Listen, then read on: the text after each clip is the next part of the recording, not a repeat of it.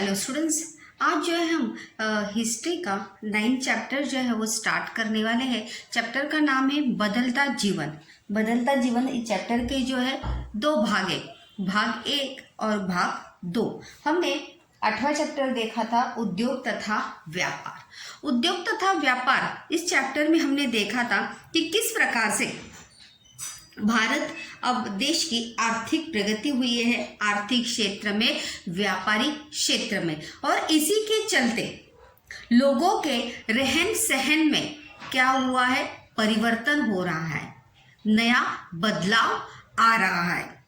तो ये सब चीज़ें जो है हमने आर्थिक विकास में और उद्योग तथा व्यापार में हमने देखी। और इसके पहले के इतिहास में जो है अभी तक हमने वर्ष 1961 से लेके वर्ष 2000 तक के कालखंड का अध्ययन हमने किया। मतलब किस प्रकार से स्वतंत्रता प्राप्ति के बाद 1947 के बाद किस प्रकार से भारत ने पंचवार्षिक योजनाओं के तहत या अलग अलग नए अनुसंधानों के तहत हर क्षेत्र में जो है अपनी प्रगति किस प्रकार से की है, इस बारे में जो है हमने अध्ययन किया है। इसके बाद जो है हम 21वीं सदी यानी 2001 के बाद हमारे देश में कौन कौन सा आर्थिक परिवर्तन हुआ है, लोगों के जीवन में या देश की आर्थिक परिस्थिति में किस प्रकार से बदलाव आया है, किस प्रकार से परिवर्तन हुआ है, ये हम यहाँ पर देखने वाले हैं। 21वीं सदी में परिवर्तन की गति जो है वो तीव्र है। जैसे हमने देखा था कि उद्योग तथा व्यापार में ही आर्थिक स्तर जो है वो ऊंचा होने के कारण लोगों के रहन सहन में क्या हो रहा था, परिवर्तन हो रहा था, और इसीलिए परिवर्तन जो है वो क्या हो रहा था, तेजी से। हम मानते भी है कि परिवर्तन संसार का नियम है, तो उसी प्रकार से परिवर्तन भी परिस्थिति के अनुसार जो है वहां पर क्या हो रहा था, तेजी से हो रहा था। मानव जीवन तेजी से बदल रहा है और पहले हम जिन बातों की कल्पना भी नहीं कर सके वे बातें अब वास्तविकता में उतरी हैं। मतलब जो बातों जिन अनुसंधानों की हम कल्पना भी नहीं कर सकते थे, वो बातें जो है वो कहाँ पर हुई थी, वास्तविकता में हुई थी। प्राचीन एवं मध्य युग में धर्म मनुष्य की एक महत्वपूर्ण पहचान थी। अगर हम प्राचीन समय की बात करेंगे तो वहाँ पर धर्म ही मनुष्य की क्या थी, पहचान थी। मनुष्य जो है किससे पहचाना जाता था, धर्म से। हिंदू, मुस्लिम, सिख, ईसाई, बौद्ध, जैन, पारसी, जू आदि धर्मों के सामने आधुनिकीकरण ये चुनौतियाँ थी। मतलब देखिए उस समय जहाँ ऐसे देश में जहाँ पर किसे प्राथमिकता थी, धर्म को प्राथमिकता थी। मनुष्य जो है किससे द्वारा पहचाना जाता था, धर्म के माध्यम से पहचाना जाता था। और ऐसे समय में देश में आधुनिकीकरण करना, देश में परिवर्तन करना, ये देश के सामने जो है ये क्या थी, सबसे बड़ी चुनौती थी, सबसे बड़ी समस्या थी। और इसी हमारी पारंपरिक विचारधारा में डॉक्टर बाबा साहेब अम्बेडकर ने बहुत बड़ा परिवर्तन ला दिया, और हमारी इसी सोच को खंडित करते हुए डॉक्टर बाबा साहेब अम्बेडकर ने समाज में एक नव परिवर्तन वहाँ पर लाया। डॉक्टर बाबा साहेब अम्बेडकर ने यह परिवर्तन किसके माध्यम से किया था, भारत के संविधान के माध्यम से किया था। मतलब धर्म के, मनुष्य जो है धर्म से बड़ा है, धर्म जो है वो नहीं है। धर्म से कौन सा होना चाहिए, मानवता, यही बस एक धर्म होना चाहिए। यही बात जो है डॉक्टर बाबा साहेब अम्बेडकर ने संविधान के माध्यम से जो है लोगों को समझाने का प्रयास वहाँ पर किया था। और हम देखते भी हैं कि हमारे संविधान के अनुसार कानून के सामने सभी भारतीय जो है वो समान, वहां पर कानून के सामने धर्म, जाति, वंश जो है कभी भी देखा जाता नहीं। हर व्यक्ति जो है क्या है, समान है। किसके अनुसार? संविधान के अनुसार।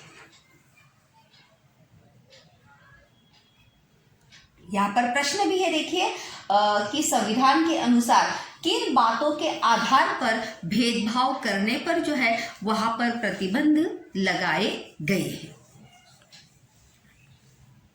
लिंग अथवा जन्म स्थान के आधार पर भेदभाव करने पर प्रतिबंध लगाया गया है। अगर इसके पहले अगर हम देखेंगे तो हमारे समाज में, हमारे देश में जो है जाति व्यवस्था का और धर्म व्यवस्था का प्रभाव जो है बहुत ज़्यादा था। तो इसी के चलते मनुष्य को जो है, मनुष्य का दर्जा जो है, सम्मान जो है वहाँ पर मिलता नहीं था। जो भेदभाव लोग धर्म के नाम पर, जाति के नाम पर करते थे, उसमें उस बात पर संविधान के अनुसार जो है वहां पर क्या लगाए गए? प्रतिबंध लगाए गए। प्रश्न भी किस प्रतिबंध लगाए गए? धर्म, वंश, जाति, लिंग अथवा जन्म स्थान के आधार पर भेदभाव जो है वो होना नहीं चाहिए। उस व्यक्ति को, इस व्यक्ति की तरफ सिर्फ क्या देखना चाहिए कि वो एक क्या है, मनुष्य है। इसी नजरिए से उसे देखना चाहिए। सभी नागरिकों को भाषण एवं अभिव्यक्ति स्वातंत्रता। भाषण यानी क्या? बोलना। और अभिव्यक्ति स्वातंत्र का देखिए, भाषण भी क्या है? बोलना। भाषण में भी हम बोलते हैं। और अभिव्यक्ति स्वतंत्रता यानी क्या? किसी विषय के बारे में अपने विचार व्यक्त करना, उसे कहा जाता है अभिव्यक्ति स्वातंत्र, जिसे हम कहते हैं ना पर्सनल रिस्पॉन्स। आपकी क्या राय है? तो ये अधिकार जो है हमें किसने दिया है? संविधान ने दिया है। लेकिन उस अधिकार का प्रयोग भी हमें सही तरीके से या सोच समझकर हमें करना चाहिए। क्योंकि जब हम इस अभिव्यक्ति स्वातंत्र का जब हम प्रयोग करेंगे तो प्रयोग करते समय हमें इस बात का भी ध्यान रखना चाहिए कि जो हम बोल रहे हैं उस हमारी बातों से, हमारी शब्दों से किसी की भावनाओं को ठेस पहुंचनी नहीं चाहिए। अभिव्यक्ति स्वातंत्र्य हमें ज़रूर है, लेकिन उसका प्रयोग जो है हमें सही तरीके से करना चाहिए। शांतिपूर्ण ढंग से, बिना हथियार से। शांतिपूर्ण ढंग से यानी वहां पर हमें अहिंसा का प्रयोग, मतलब किसी भी समस्या को सुलझाने के लिए वहां पर क्या करना चाहिए? बातचीत करनी चाहिए। मतलब किसी भी समस्या का हल जो है वो मारपीट ही नहीं है या हथियार उठाना ही नहीं है। उस समस्या को जो है हमें किससे सुलझाना चाहिए? शांतिपूर्ण ढंग से सुलझाने का प्रयास वहां पर करना चाहिए। एकत्रित तथा संगठित होने का भारत के किसी भी राज्य क्षेत्र में मुक्त रूप से घूमने फिरने का अधिकार जो है ये हमें किसने दिया है? जिसे हम कहते हैं संचार स्वातंत्र्य। क्या कहते हैं? संचार स्वातंत्र्य। भारत के किसी भी राज्य में, किसी भी क्षेत्र में हम मुक्त रूप से घूमने फिरने का तथा स्थायी तौर पर रहने का, व्यवसाय करने का अधिकार जो है वो हमें किसने दिया है? संविधान ने दिया है, जिसे हम क्या कहते हैं? संचार स्वातंत्र्य कहते हैं। क्या कहते हैं? संचार स्वातंत्र्य। मतलब भारत के किसी भी राज्य या क्षेत्र में, कोई भी राज्य हो, वहां पर हम मुक्त रूप से वहां पर क्या कर सकते हैं? संचार वहां पर कर सकते हैं। और सिर्फ संचार ही नहीं कर सकते, हम वहां पर अपना बिजनेस या व्यवसाय या जॉब भी वहां पर कर सकते हैं। यहाँ पर दिया है, देखिए, जम्मू कश्मीर के संदर्भ में अपवाद, मतलब वहां पर इस राज्य को छोड़कर हम कहीं भी अपने पूरे देश में कहीं भी हम व्यवसाय या मुक्त रूप से वहां पर घूमने का अधिकार हमें है। भारत के किसी भी भाग में रहने वाले नागरिकों को अपनी स्वयं की भाषा, लिपि एवं संस्कृति का संवर्धन करने का अधिकार है। मतलब हम अपनी भाषा का सम्मान कर सकते हैं। जिस भाषा को हम बोलते हैं, जो हमारी बोली भाषा है, उसका हम क्या कर सकते हैं, सम्मान करने का अधिकार जो है वो हमें किसने दिया है, हमारे संविधान ने दिया है। हमारी संस्कृति का हम संवर्धन कर सकते हैं, लेकिन उस पर हम किसी के ऊपर हम थोप सकते नहीं। ये अधिकार जो है हमें किसने दिए हैं, हमारे संविधान ने दिए हैं, हमारे लोकतंत्र ने हमें ये अधिकार वहां पर दिए हैं। प्रश्न भी ये देखिए, भारतीय नागरिकों को दिए गए मौलिक अधिकार, इसमें कौन कौन से आएंगे, सांस्कृतिक अधिकार आएगा, दूसरा कौन सा आएगा, भाषा, संस्कृति, लिपि तथा संवर्धन, उनका संवर्धन करने का अधिकार आएगा, भाषण तथा अभिव्यक्ति स्वतंत्रता का अधिकार आएगा, संचार स्वातंत्र्य आएगा, या कहीं भी स्थायी रूप से रहने का अधिकार, या शस्त्र के बिना संगठित होने का अधिकार जो है, वहां पर ये सभी अधिकार है जिसे हम क्या कहते हैं, भारतीय नागरिकों को दिए गए ये मौलिक अधिकार है, जो हमें किसने प्रदान किए हैं, भारत के संविधान ने हमें ये प्रदान किया है। लेकिन इन अधिकारों का प्रयोग जो है वो हमें सही तरीके से करने को आना चाहिए। संकल्पना चित्र पूर्ण कीजिए के लिए प्रश्न था कि भारतीय नागरिकों के मौलिक अधिकार कौन कौन से हैं। उसमें विस्तार पूर्वक वाला भी प्रश्न था कि संविधान के अनुसार किन बातों के आधार पर भेदभाव करने पर प्रतिबंध लगाए गए हैं, धर्म, वंश, जाति, लिंग तथा जन्मस्थान के आधार पर। अगला है यहाँ पर, संविधान के इन प्रावधानों के कारण जाति व्यवस्था के ढांचे पर आघात हुआ है, और संविधान के इन प्रावधानों के कारण जो है हमारे देश में जो जाति व्यवस्था का, जो धर्म व्यवस्था का जो प्रभाव था, उस स्वरूप के ऊपर क्या हुआ है, आघात हुआ है। मतलब जो उसे ज़्यादा मानने वाले थे उस पे क्या हो गया था, आघात हुआ था।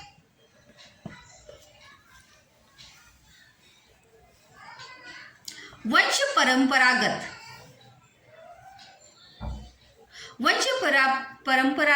व्यवसाय की कल्पना कालबाह्य होने में सहायता मिली। वंश परंपरागत व्यवसाय की कल्पना मतलब जैसे जिसका वंश मतलब कुम्हार है तो वो अपने वंश परंपरागत वही व्यवसाय उसका लड़का या उसके घर वाले आगे कर सकते हैं। तो इस कल्पना को या इस सोच को कालबाह्य होने में क्या मिली, सहायता मिली, समाप्त होने को क्या मिली, सहायता मिली। जैसे अभी आज वर्तमान समय में हम देखते कोई भी व्यक्ति जो है कोई भी व्यवसाय हमें करते हुए देखने को मिलता है। जीवन के सभी क्षेत्रों में परिवर्तन की शुरुआत हो गई और इसी प्रकार से हर क्षेत्र में जो है वहां पर हमें क्या दिखाई दे रहा है, परिवर्तन होता हुआ नजर आ रहा है। फिर चाहे वो कोई भी क्षेत्र हो, फिर चाहे वो व्यावसायिक क्षेत्र हो, धार्मिक क्षेत्र हो या शैक्षणिक क्षेत्र हो। इन प्रावधानों का परिणाम यंत्रों पर भी किस प्रकार हुआ, यह निम्नलिखित चौखट से समझ में आ जाएगा। यंत्रों पर यानी क्या, यांत्रिक प्रणाली पर भी किस प्रकार से इसका परिणाम हुआ, ये हम यहाँ पर देखिए। क्या आप जानते हैं, से भी प्रश्न आते हैं। देखिए प्रश्न है यहाँ पर,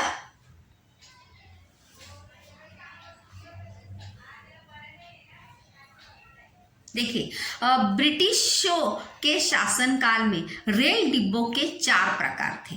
जैसे अभी आप देखिए 2 ही है, फर्स्ट और सेकंड। फर्स्ट, सेकंड, इंटर और थर्ड क्लास जैसे 4 वर्ग थे। इसमें कितने थे, 4 वर्ग थे। तीसरे वर्ग के यात्रियों के लिए मामूली सी सुविधा और उन यात्रियों को और देखने का नकारात्मक दृष्टिकोण था। नकारात्मक मतलब ये कुछ भी नहीं है, मतलब उनकी तरफ नकारात्मक दृष्टि से उनकी तरफ देखा जाता था, मतलब ये किसी भी काम के नहीं। इस कारण यह वर्ग मानो भारतीय समाज व्यवस्था का प्रतीक ही बन चुका था और इसीलिए ये वर्ग जो है क्या बन चुका था? भारतीय समाज व्यवस्था का प्रतीक वहां पर बन चुका था। और इसी के चलते 1978 के रेल बजट में तत्कालीन रेल मंत्री, तत्कालीन यानी क्या, उस समय के जो रेल मंत्री थे मधु दंडवते ने, अंडरलाइन करिए रिक्त स्थान के लिए, और असत्य जोड़ी पहचानने के लिए मधु दंडवते ने तीसरी श्रेणी की व्यवस्था जो है वहां पर समाप्त कर दी। जैसे अभी हम देखते हैं 2 ही क्लास है, फर्स्ट और सेकंड। बाद में मुंबई पुणे के बीच सिंहगढ़ एक्सप्रेस, ये ट्रेन का नाम है, मुंबई कोलकाता के बीच गीतांजलि एक्सप्रेस, ये वर्ग रहित गाड़ियां जो है वहां पर प्रारंभ हुई। वर्ग रहित मतलब इसमें कोई भी क्लास वहां पर नहीं है।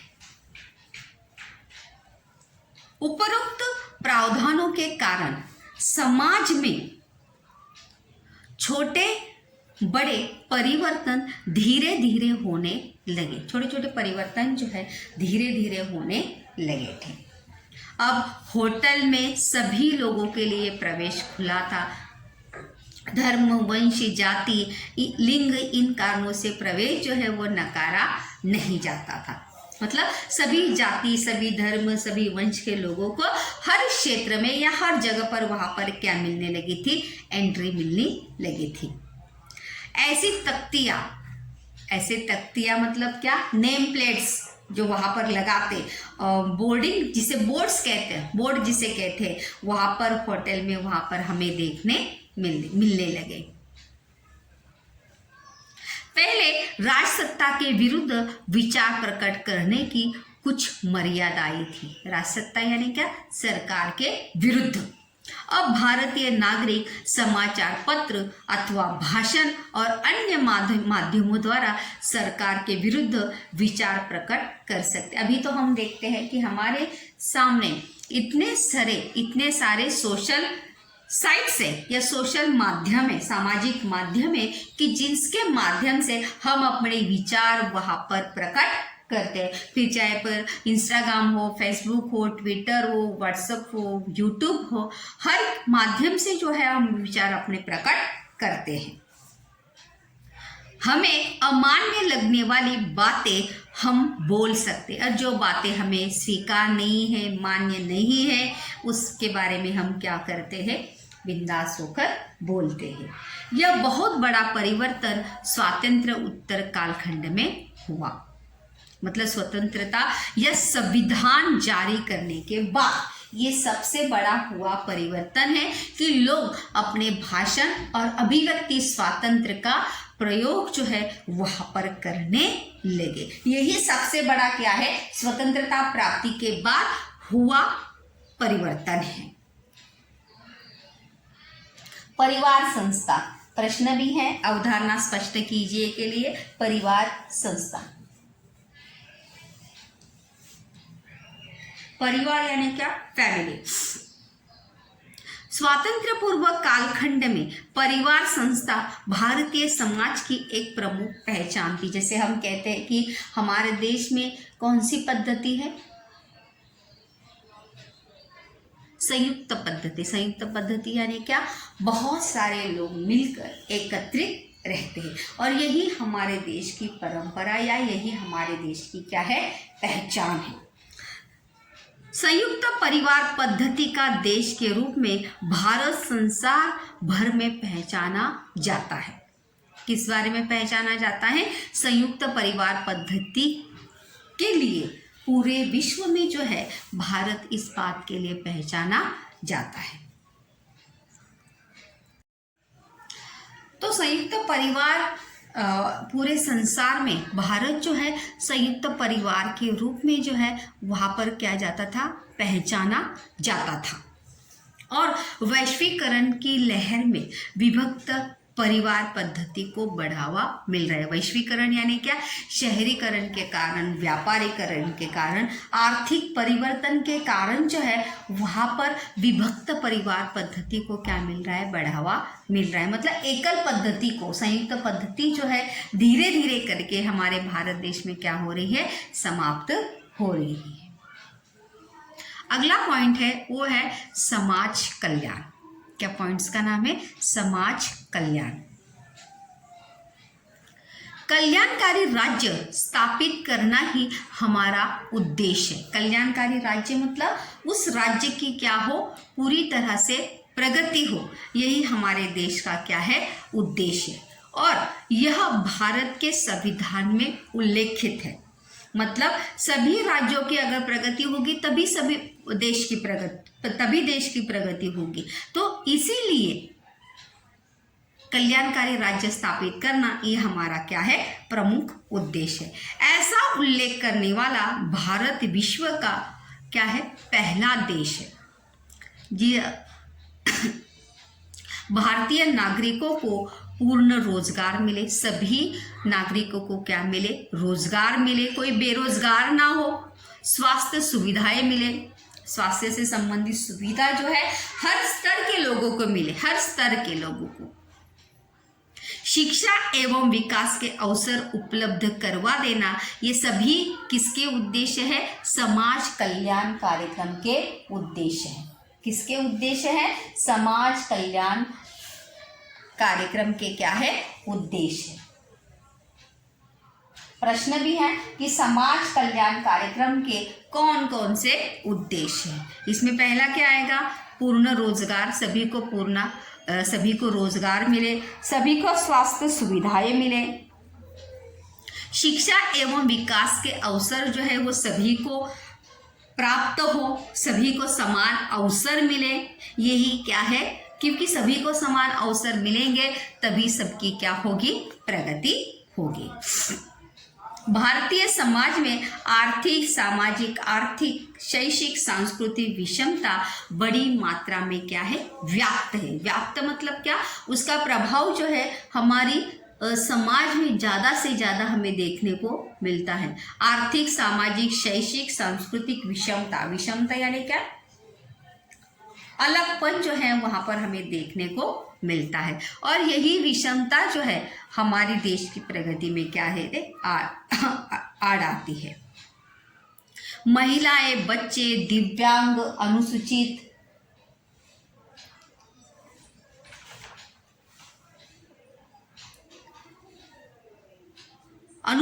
जाति एवं जनजाति और अल्पसंख्यक यानी क्या, जो संख्या में कम है,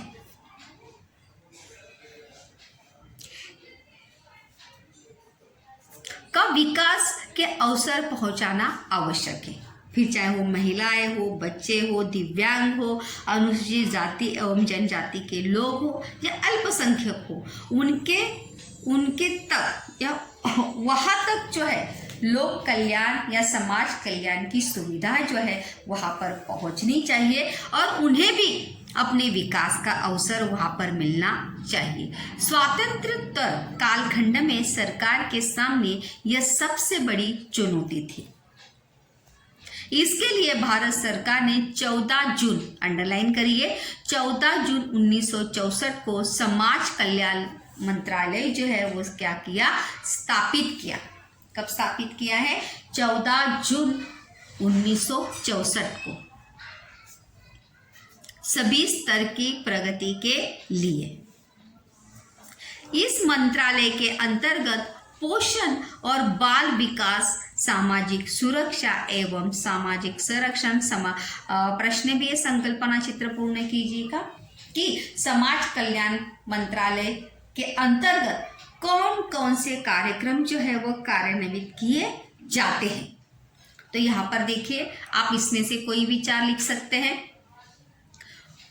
पोषण और बाल विकास, पोषण यानी क्या, जैसे मध्याह्न भोजना, मिड डे मील दिया जाता है बच्चों को, किसके लिए, बच्चों के पोषण के लिए, बाल विकास के लिए, शिक्षा के दी जाती है। सामाजिक सुरक्षा एवं सामाजिक संरक्षण, उसके बाद श्री कल्याण एवं विकास के कार्यक्रम जो है वहाँ पर इसके तहत कार्यान्वित किए जाते हैं। इसी प्रकार की व्यवस्था राज्य स्तर पर भी की गई, मतलब हर राज्य में जो है वहाँ पर समाज कल्याण मंत्रालय स्थापित किया गया है, जिसके तहत वहाँ उस राज्य की क्या हो, प्रगति हो। अगला महत्वपूर्ण पॉइंट है वो है अनुसूचित जातियां एवं जनजातियां। अगर प्रगति करनी है तो समाज के या देश के हर स्तर की होनी चाहिए। तो इसी के तहत वर्ष 1971 की जनगणना यानी क्या, पॉपुलेशन काउंटिंग जिसे हम कहते हैं, जनगणना के अनुसार देश के 22% लोग जो है अनुसूचित जातियों यानी क्या, जो निम्न स्तर की जातियां हैं एवं जनजातियों के थे, जातियां और उनकी प्रजातियां। कुछ लोग देखिए एक ही जगह पर रहते हैं, तो कुछ लोग जो है वहां पर हमेशा एक गांव से दूसरे गांव में क्या करते रहते हैं, जाते रहते हैं, उसे कहते हैं अनुसूचित जातियां तथा जनजातियां। इन सबके लिए कानून बनाकर शैक्षिक छात्रवृत्ति यानी क्या, स्कॉलरशिप, क्योंकि अगर वो उनके भी बच्चे होंगे, उन्हें भी स्कूल जाना है, पढ़ना है, तो उनके लिए भी ऐसी शैक्षिक व्यवस्था, एजुकेशन पॉलिसी जो है वहाँ पर तैयार की गई कि जिसके तहत वो जहाँ भी जाएंगे उन्हें वहाँ पर क्या मिल सकता है, एडमिशन मिल सकता है, दाखला मिल सकता है, और वो वहाँ पर क्या कर सकते हैं, अपनी पढ़ाई वो पूरी कर सकते हैं। एवं प्रतिनिधित्व देकर संसद, राज्य विधिमंडल और सरकारी सेवाओं में कुछ स्थान जो है वो आरक्षित रखे गए हैं। उनकी प्रगति के लिए जो है गवर्नमेंट में या सरकार में जो है कुछ सीटें जो है उनके लिए क्या रखी गई है, आरक्षित या रिजर्व जो है परसेंट में के रूप में 1%, 2% के रूप में जो है वहाँ पर आरक्षित रखी गई है। कॉलेजों में भी, स्कूलों में भी, स्कूल में तो नहीं लेकिन कॉलेज में ज़रूर वहाँ पर सीटें जो है होती हैं। अगला है सार्वजनिक स्वास्थ्य यानी क्या, सभी का स्वास्थ्य जो है जब अच्छा होगा तभी क्या होगी, देश की प्रगति होगी। प्रथम कर्तव्य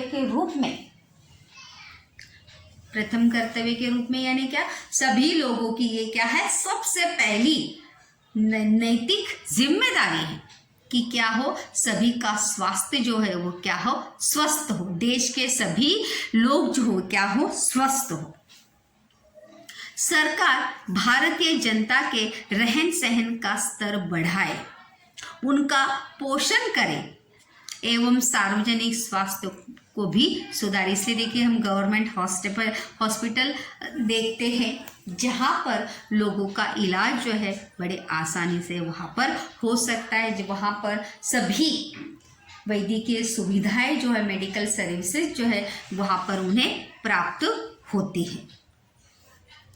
ऐसा उल्लेख जो है भारतीय संविधान में किया गया है और केंद्र सरकार का स्वास्थ्य एवं समाज कल्याण मंत्रालय इस संदर्भ में राज्य सरकार की सहायता वहां पर करता है। मतलब अगर जिस राज्य को ऐसी वैद्यकीय सुविधा की आवश्यकता है तो वहां पर केंद्र सरकार के द्वारा उस राज्य को क्या मिलती है, आर्थिक मदद या आर्थिक सहायता वहां पर मिलती है।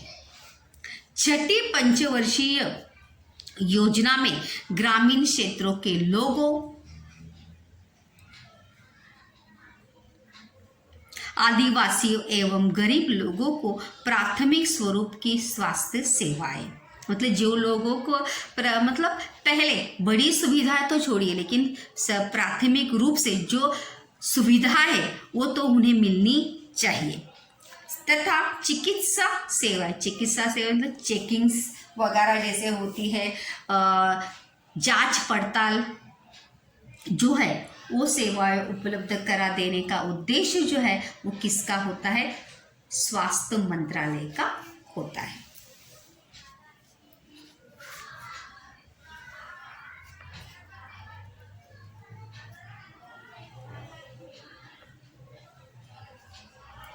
स्वास्थ्य के संदर्भ में भारत में एलियोपैथी, यूनानी, होम्योपैथी, आयुर्वेदिक, प्राकृतिक उपचार पद्धतियों को मान्यता देकर नागरिकों का स्वास्थ्य उत्तम रखने का प्रयास जो है वहाँ पर शुरू किया गया है। मतलब अलग अलग प्रकार के पद्धति का अवलंबन करके लोगों के स्वास्थ्य में सुधार या लोगों का इलाज करने का या लोगों के स्वास्थ्य उत्तम रखने का प्रयास जो है वहाँ पर शुरू किया गया है। स्वास्थ्य के क्षेत्र में हुए परिवर्तनों के कारण भारतीयों का जीवन अधिकाधिक क्या हुआ है, चिंता रहित होने में सहायता मिली। मतलब इसी के चलते जो पहले मतलब इस संक्रमित बीमारियों के कारण बहुत सारे लोगों की जो मृत्यु होती थी वो प्रमाण जो है धीरे धीरे करके क्या होने लगा है, कम होने लगा है। और वर्ष 1962 में तमिलनाडु के वेल्लूर, अंडरलाइन कर दीजिए असत्य जोड़ी के लिए, स्थित क्रिश्चियन मेडिकल कॉलेज के अस्पताल में डॉक्टर एन गोपीनाथ के नेतृत्व में भारत में ओपन हार्ट सर्जरी की सफलतापूर्वक की गई और इसी कारण ऐसे उपचारों के लिए विदेश जाने की आवश्यकता जो है वो अभी रही नहीं। मतलब इसी के चलते जो है वहाँ पर मतलब हार्ट सर्जरी के लिए, अपने हार्ट का ऑपरेशन के लिए लोगों को कहाँ जाना पड़ता था, विदेश में जाना पड़ता था। लेकिन डॉक्टर गोपीनाथ के नेतृत्व में भारत में पहली बार ओपन हार्ट सर्जरी जो है जो सफलतापूर्वक की गई थी, उसी के कारण जो है अभी उपचार के लिए लोगों को कहीं विदेश जाने की आवश्यकता वहाँ पर नहीं थी।